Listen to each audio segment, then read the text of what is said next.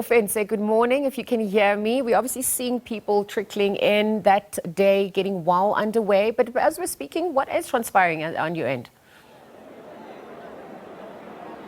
Well, good morning to you, Liesl. I can tell you that there's definitely a hive of activity here at the FNB Stadium. We know that, the FNB Stadium has actually a capacity of close to 95,000. And in fact, it was actually renovated in 2010 just to prepare, in 2009 to prepare for the 2010 World Cup. And this has actually made this particular stadium to be the biggest in Africa. And as you can imagine, the biggest church as well in Africa will be coming to fill up this particular stadium. But there's definitely a hive of activity that's actually happening behind the scenes. We know that the queue marshals have their hands full, trying to control crowds and trying to organize them in a way that will be, color coordinated, as you've witnessed with the previous national days of prayers, where, congregants wearing green will be seated at a certain section, those wearing yellow will be seated at a certain section. So, those queue marshals are actually having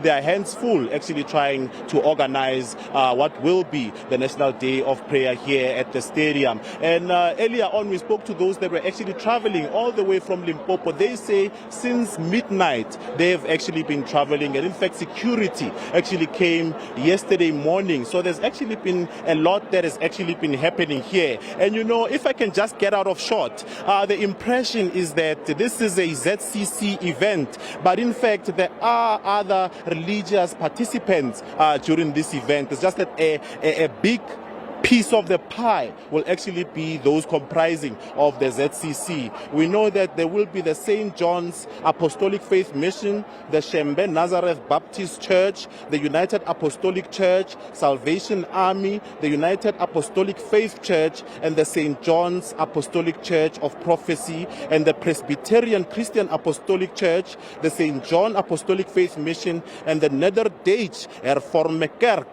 van Africa. So these are some of the churches that will actually be here as well, participating in this National Day of Prayer, also, showing their support to sort of pray for the myriad of issues that are actually challenging this country. As you know, that the foodborne diseases that have actually taken the lives of about 20 children have left a lot of families grieving. And this particular prayer day can actually be some sort of a comfort to them to say that, these things actually happen, but God is there to guide them through this particular painful process. We were expecting to speak to some of the organizers, or rather those that are actually assisting in organizing the seating arrangement of those that are seated here, but we are getting a sense of protocol and a sense of fear that, they feel that they actually don't want to represent the church, and there are those who are designated to speak on behalf of the church who should be doing so.